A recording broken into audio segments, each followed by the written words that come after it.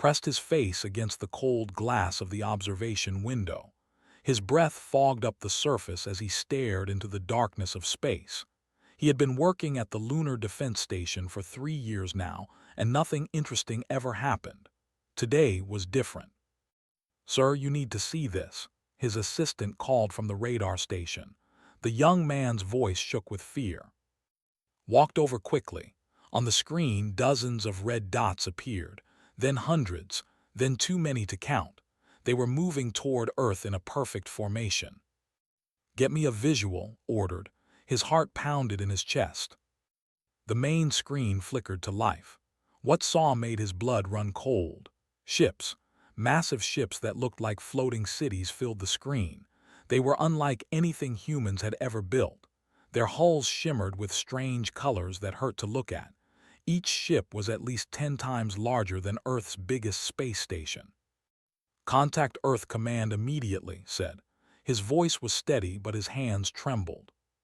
For the next 6 hours, governments on Earth argued about what to do. Some thought it was a hoax. Others wanted to send friendly messages. A few wise leaders wanted to prepare for the worst. While humans debated, the alien fleet moved into orbit around Earth. Then the message came. Every screen on Earth, every phone, every device with a display showed the same thing. An alien stood before them. It was tall and thin, with 4 arms and skin that looked like polished stone. Its eyes were large and black, showing no emotion. "Humans of Earth," the alien spoke in perfect English, though its mouth barely moved. "We are the collective. Your planet has been selected for colonization. You have 30 days to relocate to the designated areas we will provide. Resistance is futile. We have done this 17 times before. Accept your new reality." The screen went black. Felt sick. He had served in the Korean military before joining the space program. He knew what colonization meant. It meant the end of human freedom. It meant becoming servants in their own home. On Earth, panic spread like wildfire. People rushed to stores, buying food and water. Governments held emergency meetings. Religious leaders prayed. Scientists calculated their chances of survival. The numbers were not good. Captain volunteered to lead the diplomatic mission. She was brave, everyone said. Thought she was crazy. He watched from the lunar station as her small shuttle approached the largest ship. 3 days later returned, met her at the airlock. Her face was pale and her eyes looked empty. "Tell me something good," said. Shook her head slowly. "There is nothing good to tell. They see us as animals, smart animals, but still animals. They showed me records of the other species they conquered. Some tried to fight, all of them lost. They have weapons we cannot imagine. Their shields can stop nuclear bombs. Their numbers are endless." "What did you tell them?" asked. "I begged," said quietly. "I showed them our art, our music, our history. I told them we deserve to live free on our own planet. Do you know what they said?" "Waited."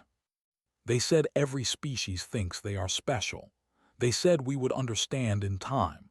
They said it is better to serve the collective than to die fighting." Felt anger burning in his chest. "And you believe them?" Looked at him with tired eyes. "I believe they are too strong to fight." The next weeks were chaos. Some governments wanted to surrender immediately. They argued that some humans surviving was better than all humans dying. Other leaders wanted to fight to the last breath. Family members fought at dinner tables. Friends stopped speaking to each other. Watch the countdown. 20 days left, then 15, then 10. They began sending down smaller ships. They scanned the planet, marking areas for their colonies. They seemed almost bored, like workers doing a routine job they had done many times before. On day 20, something changed. Received a coded message from Earth. It came from someone called Dr. Wan, a weapons researcher. The message was simple: "Come to the meeting. We have a plan." Took the next shuttle to Earth. The meeting was held in an underground bunker beneath what used to be the United Nations building. When he arrived, he found already there, along with dozens of other military officers, scientists, and engineers. Dr. Wan stood at the front. He was an older man with wild gray hair and intense eyes. He looked like he had not slept in days. "Thank you for coming," Wan said. "I will not waste time. We cannot beat them with conventional warfare. Their technology is too advanced, but we can hurt them.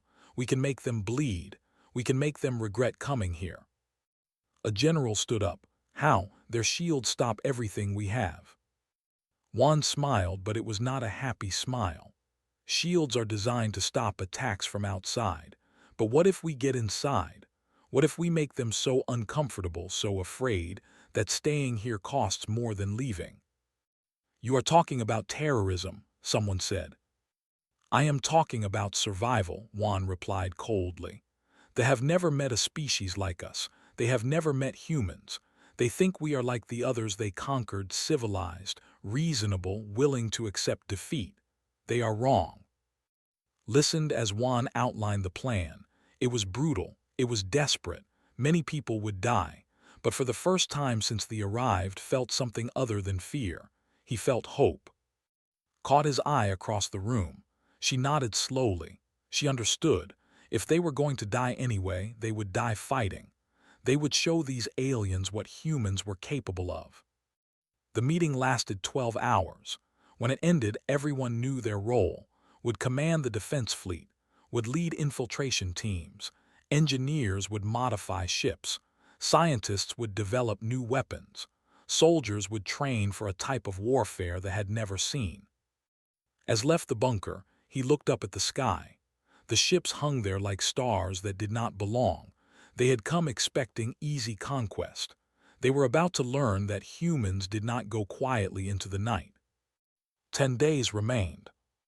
The underground facility buzzed with activity, wiped sweat from her forehead as she worked on another cargo ship.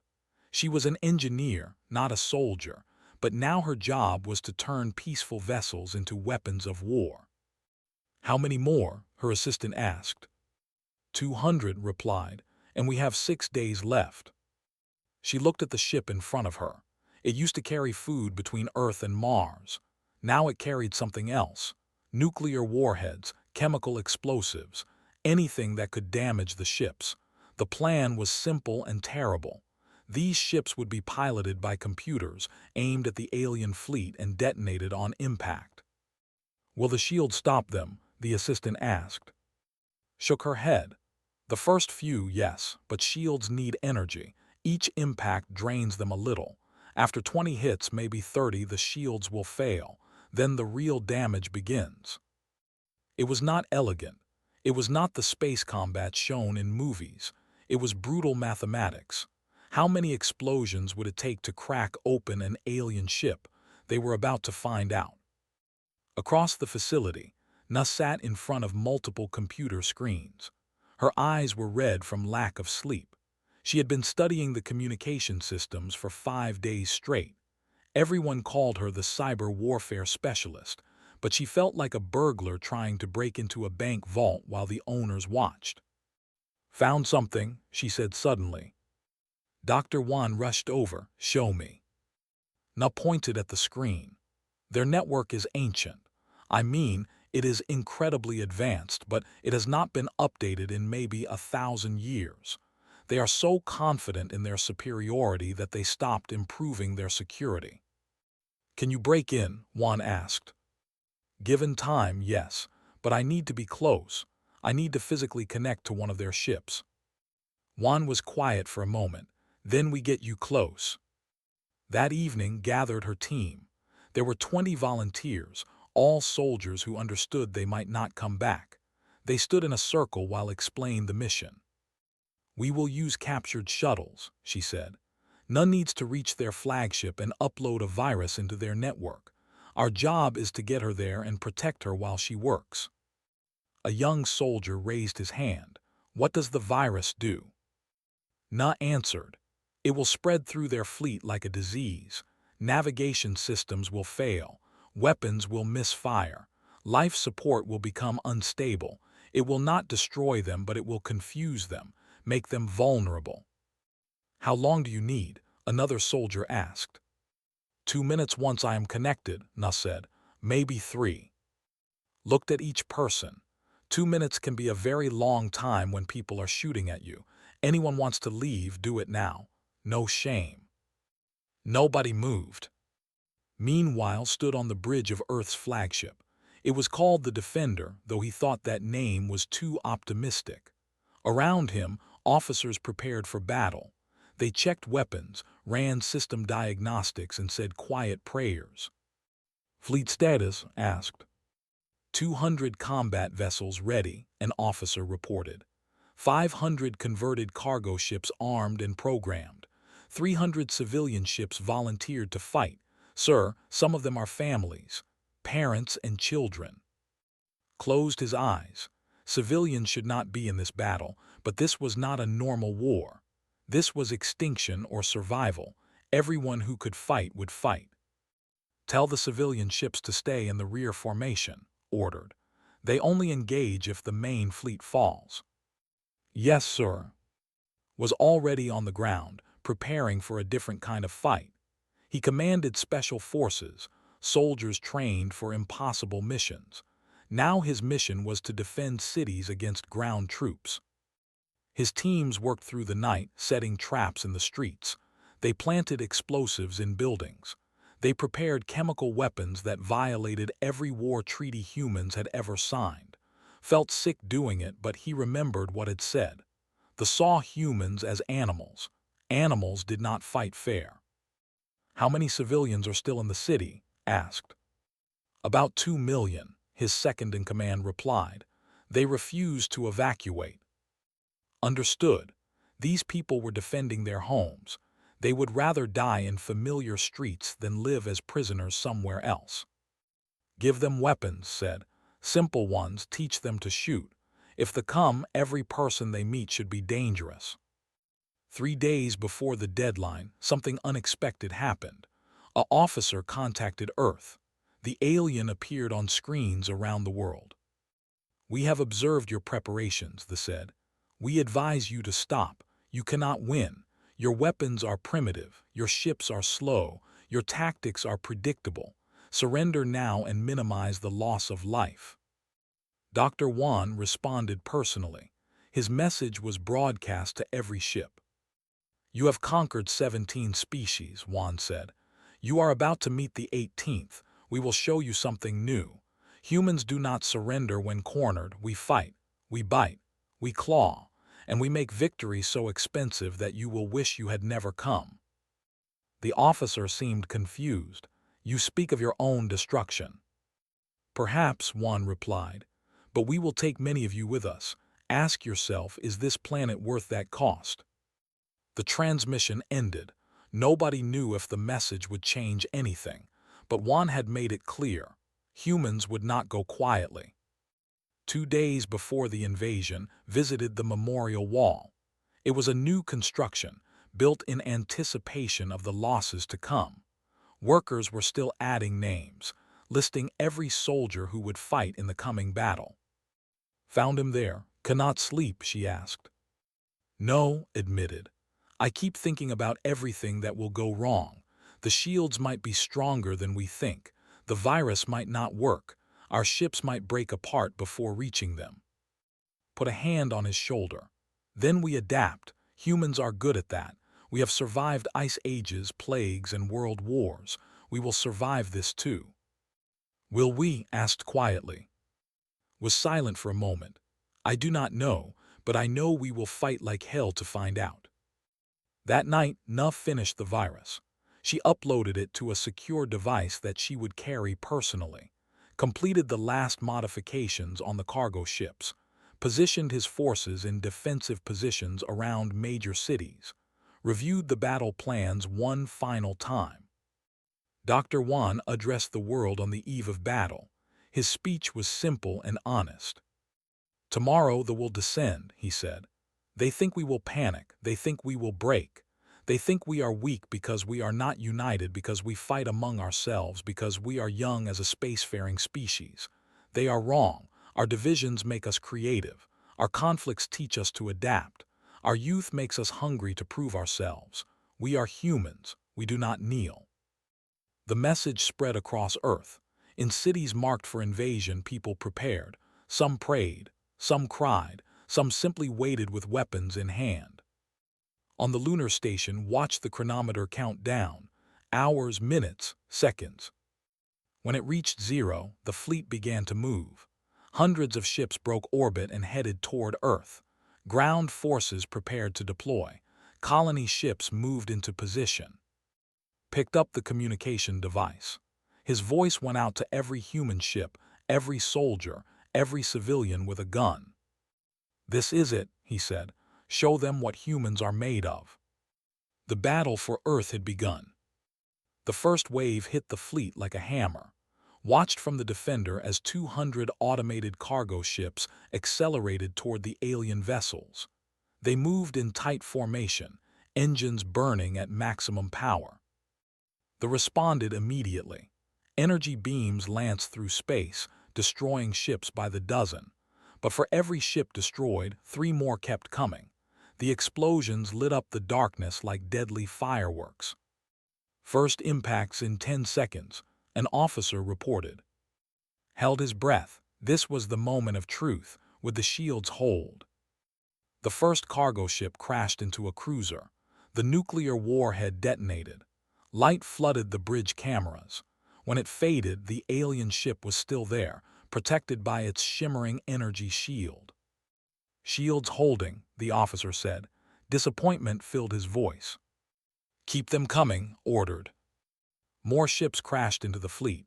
More explosions, more light. The alien ships seemed invincible, but watched the readouts carefully. Each impact made the shields flicker. Each explosion drained a little more power. After the 40th impact, something changed. A cruiser's shield collapsed. The next cargo ship hit bare hull. The explosion tore the alien vessel in half. Debris scattered into space. "Shields are failing," someone shouted. Allowed himself a small smile. "Send in the next wave. Target the ships with weakened shields." They realized their danger too late. They tried to adjust their formation, but human ships were already among them. Some crashed head-on. Others came from the sides. A few even came from below, attacking blind spots. In the chaos, the infiltration team made their move. Their stolen shuttle looked like just another ship returning to the flagship. The alien traffic controllers did not question it. "We are inside their perimeter," whispered into her radio, moving to docking bay 7. Na checked her equipment one more time. The virus was ready.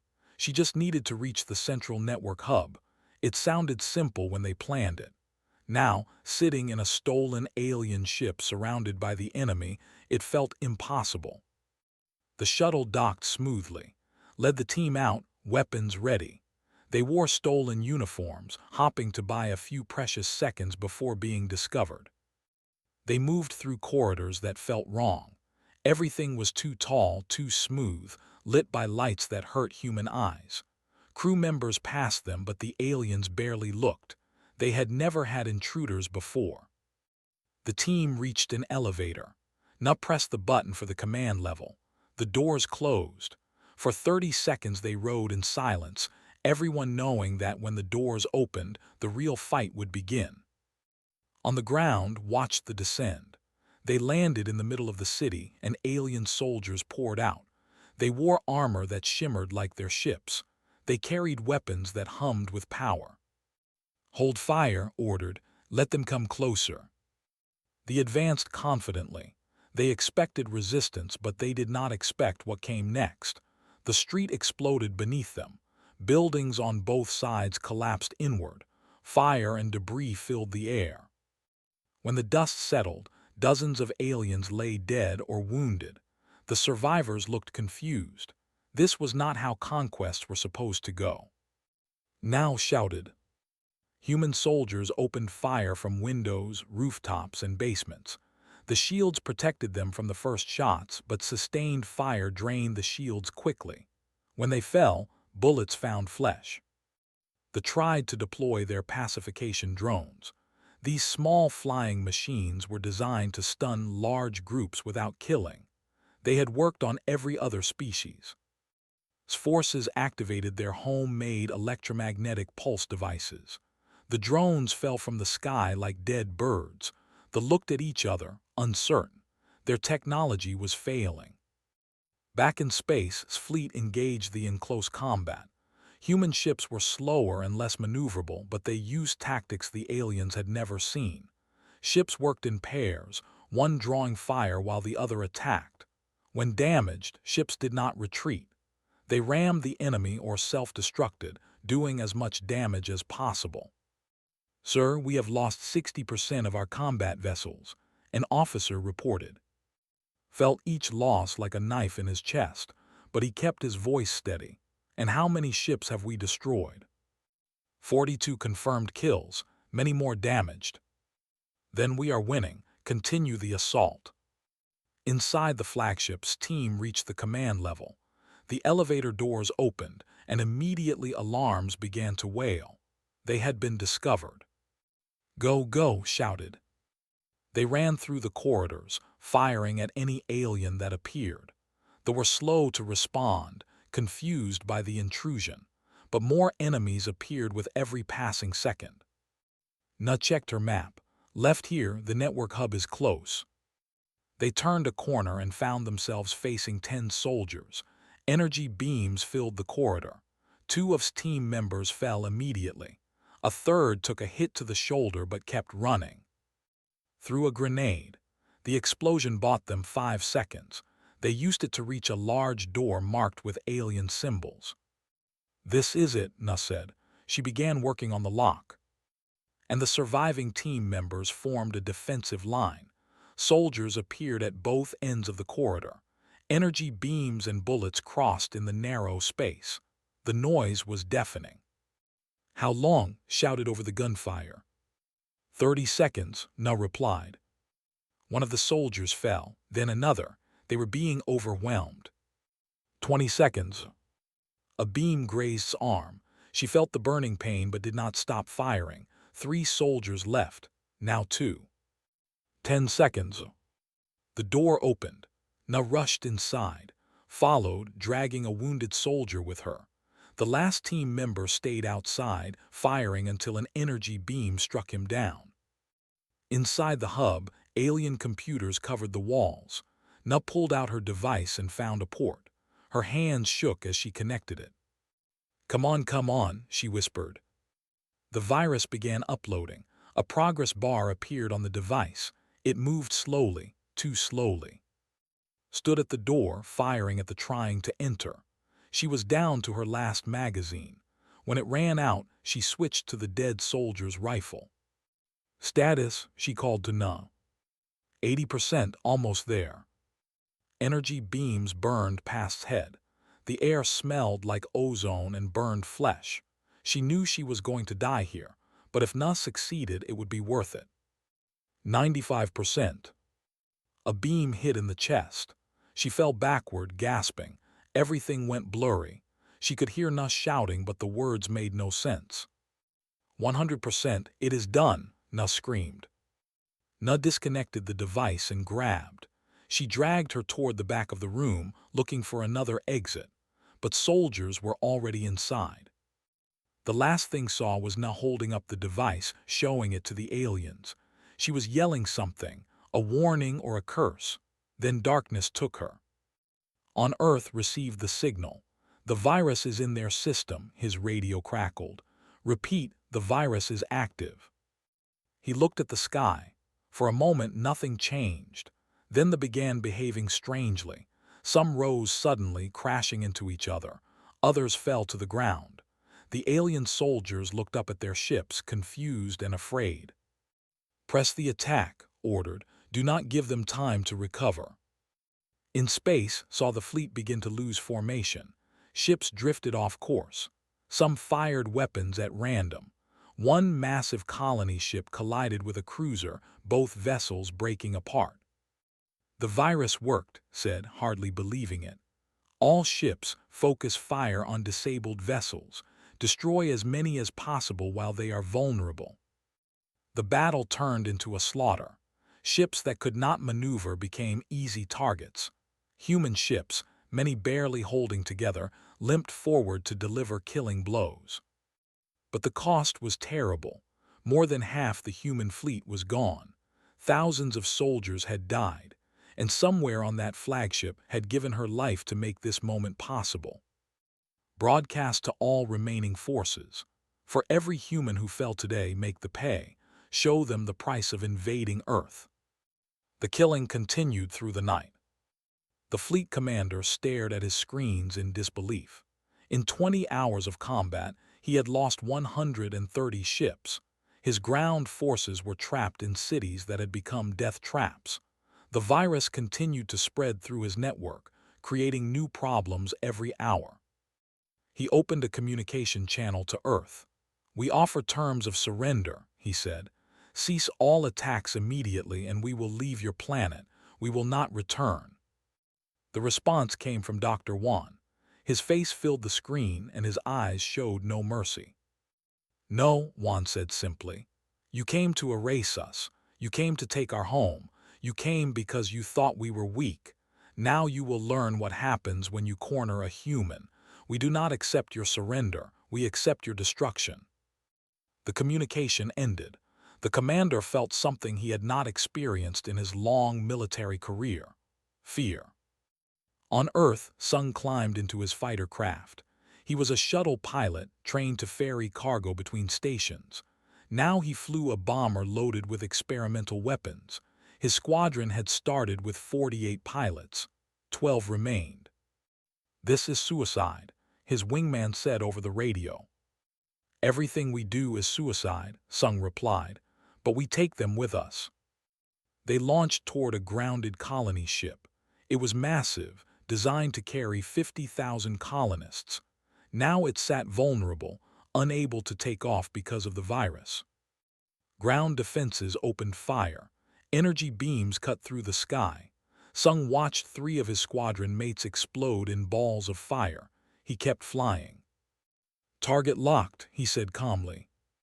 He released his payload and pulled up hard. Behind him, the bomb struck fuel reserves. The explosion was visible from orbit. The colony ship broke apart, burning metal raining down on the city below. Sung did not celebrate. He simply flew back to base to reload for the next run. In a field hospital near the front lines, Myra worked without stopping. She was a combat medic, but the injuries she treated were unlike anything she had trained for. Energy weapons burned differently than bullets. They left wounds that glowed and refused to heal normally. A soldier was brought in with his leg nearly severed. "I need to get back out there," he said through gritted teeth. Myra sedated him and began working. Around her, doctors operated on dozens of wounded. Some would live, some would not. All of them wanted to return to the fight. A nurse approached.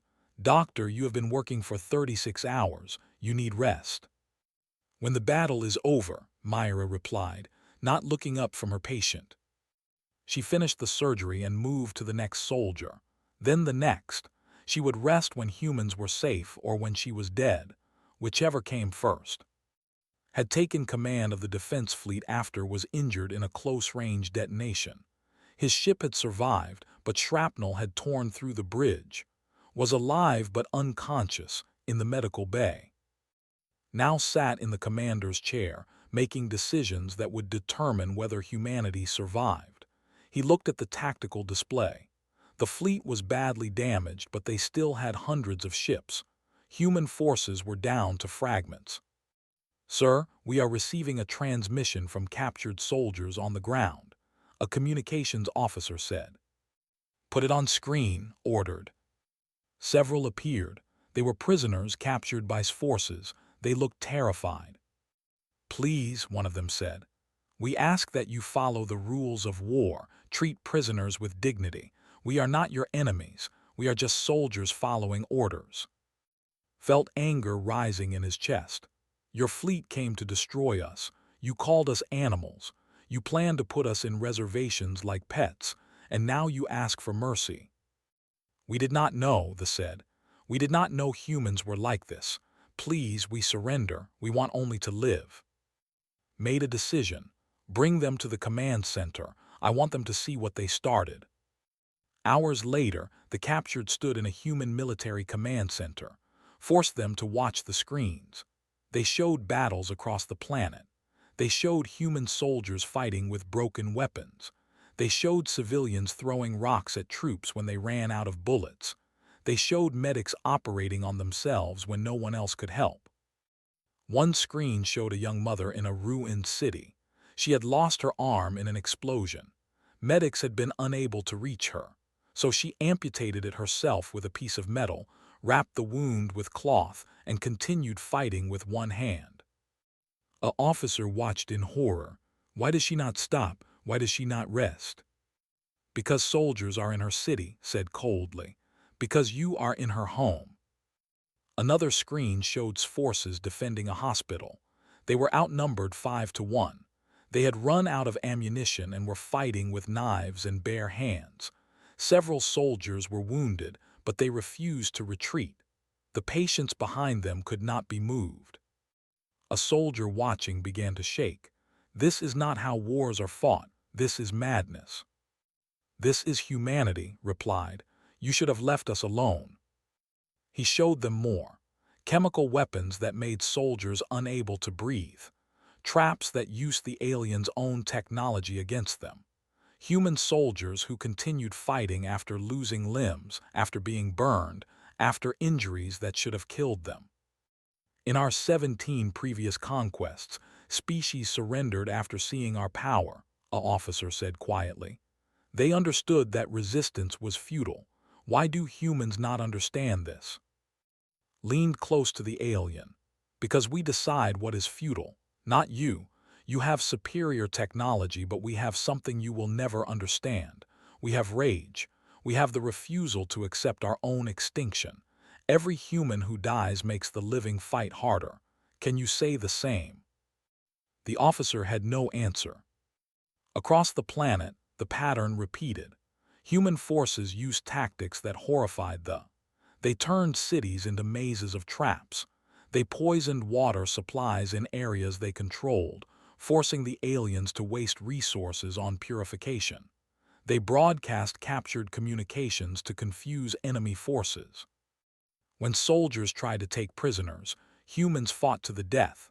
When aliens offered medical help to wounded humans, the wounded exploded hidden bombs. Every mercy they showed was answered with violence. It was not honor. It was not noble. It was survival by any means necessary. In orbit, the battle continued.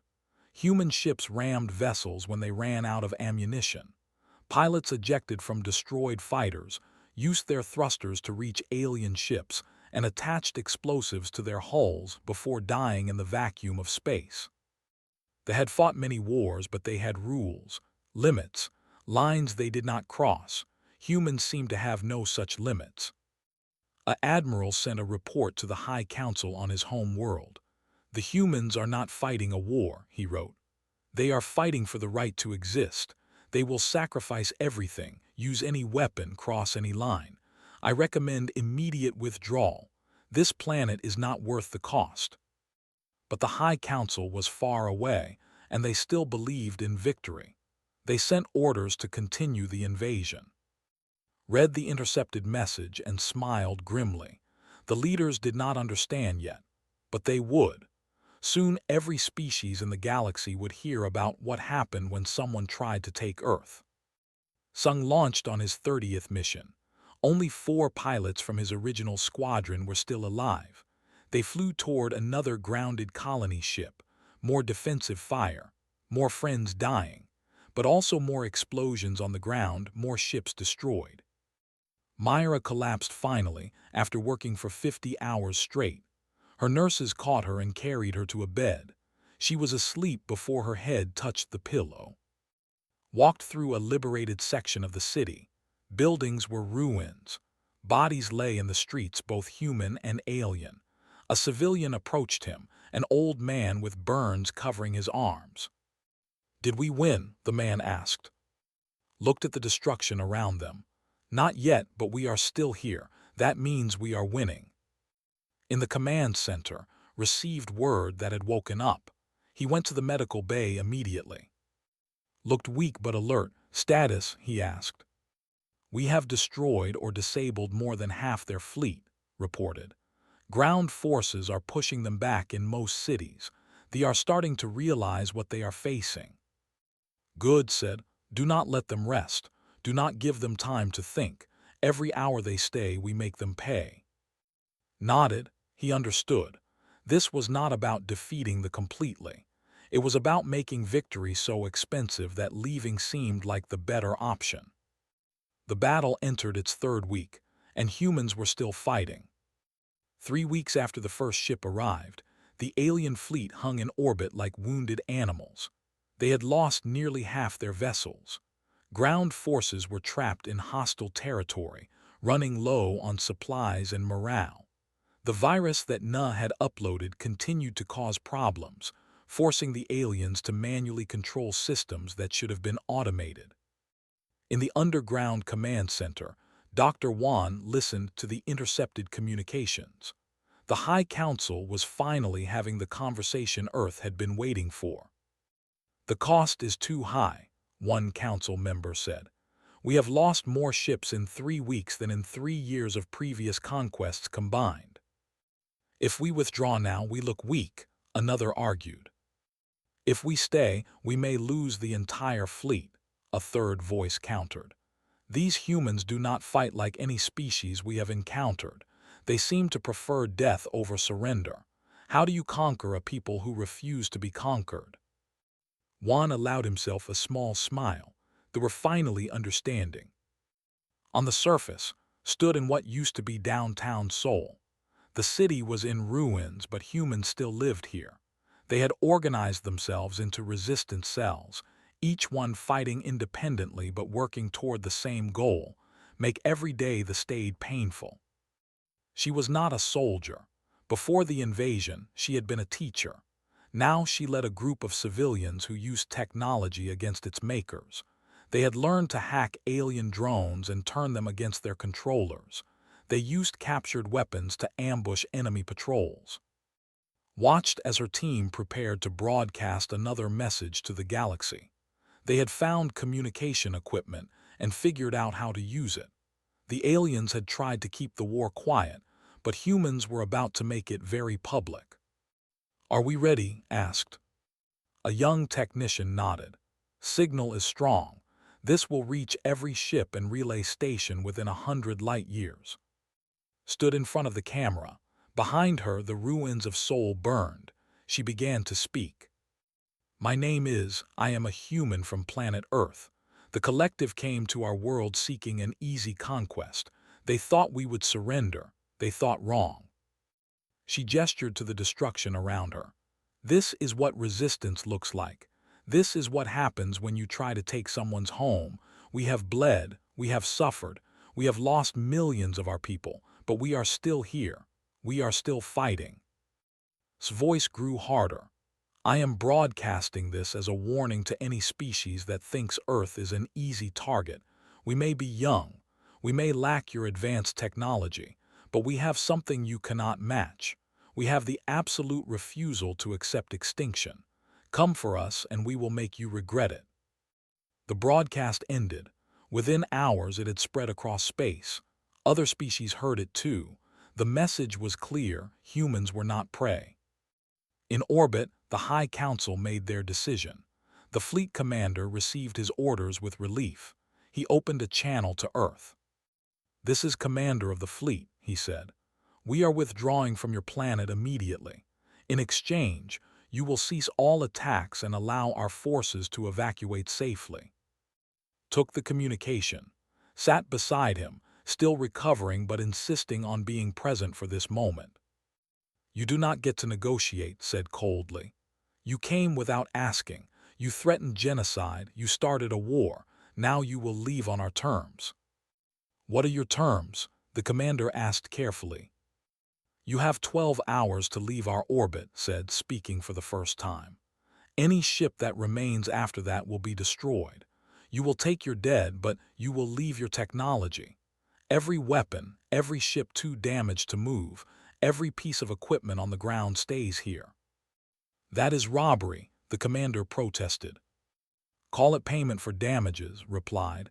"You destroyed our cities, you killed our people. Consider this a cheap price." The commander understood he had no choice. "Agreed. We will begin evacuation immediately." But Juan added one more condition. "One more thing. Earth is now quarantined by your own collective. You will spread the word. Any species that attempts to invade or colonize our planet will face not just humans but military response." "Why would we do that?" the commander asked, confused.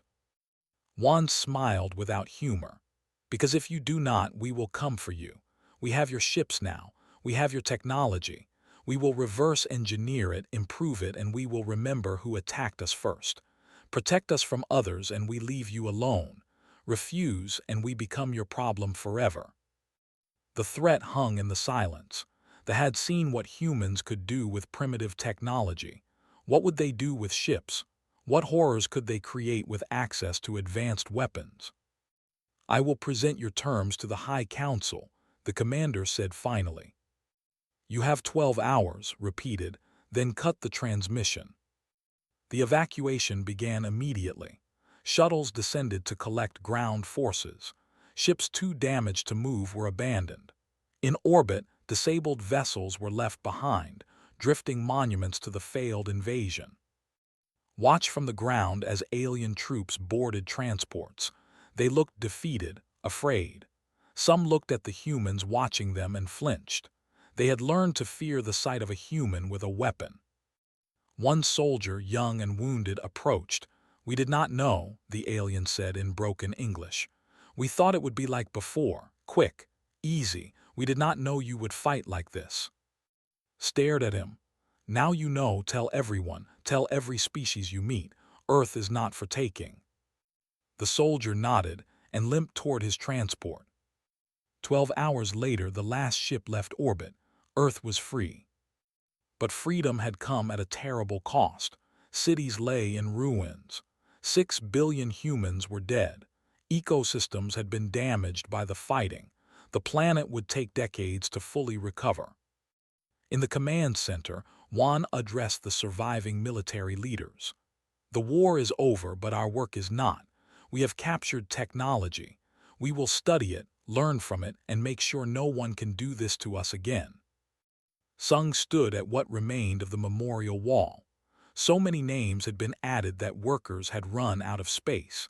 His entire original squadron was listed there. He touched the wall gently. "We did it," he whispered to his dead friends. "We survived."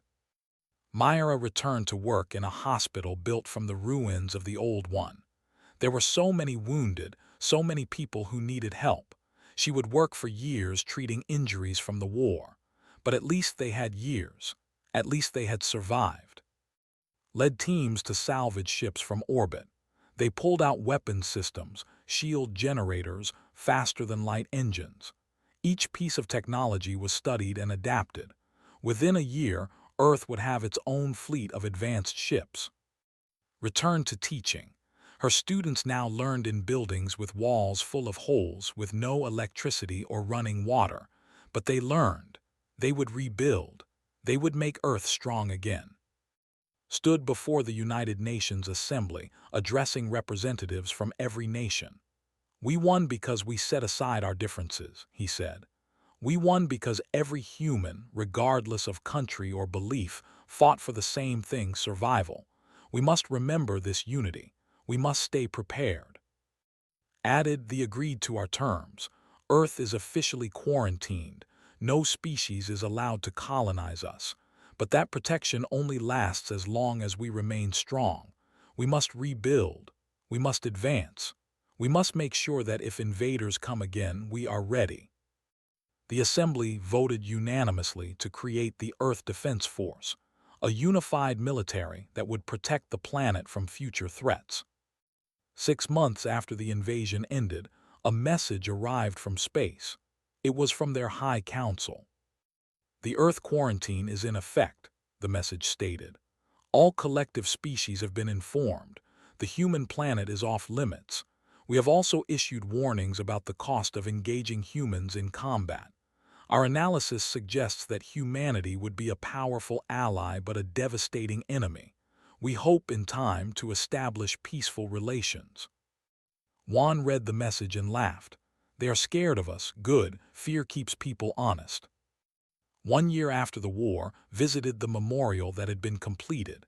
It was massive, covering several acres.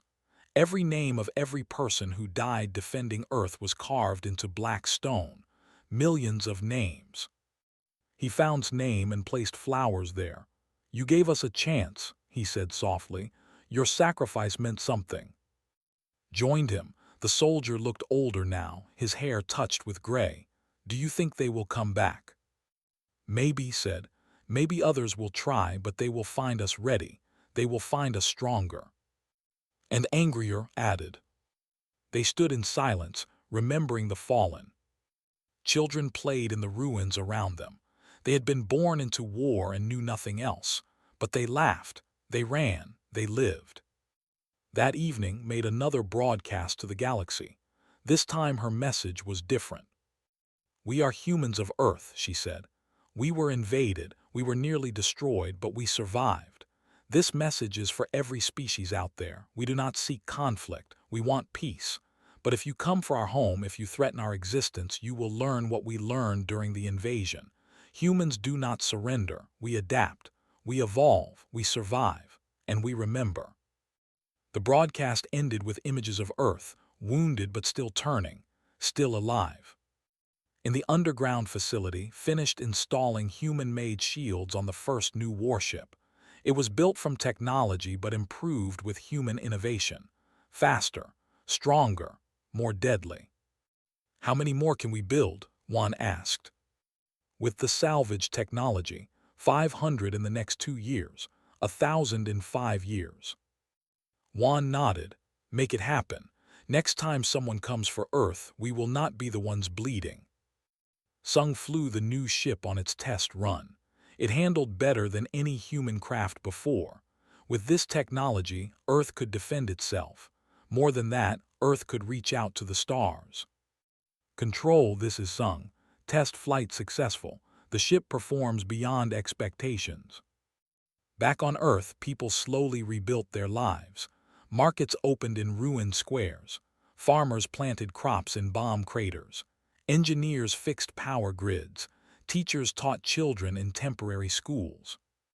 The scars would remain for generations, but so would the memory of what humans had accomplished. When the most powerful species in the region had come to conquer them, humans had made them leave. Stood on the lunar station where he had first spotted the fleet. He looked at Earth, beautiful and damaged, spinning in the darkness. "We survived," he said to himself, "and we will never forget what that cost." Somewhere in the galaxy, they told their story to other species. They spoke of the humans who refused to die, who turned every city into a fortress, who fought with weapons that violated every rule of civilized warfare. Other species listened and learned. Earth was a young species, primitive in many ways, but they possessed something rare in the galaxy: the absolute unwillingness to accept their own destruction. The invasion had failed. The colonization attempt had ended in disaster, and Earth stood as a warning. They came for colonization. Earth gave them destruction, and the galaxy would remember.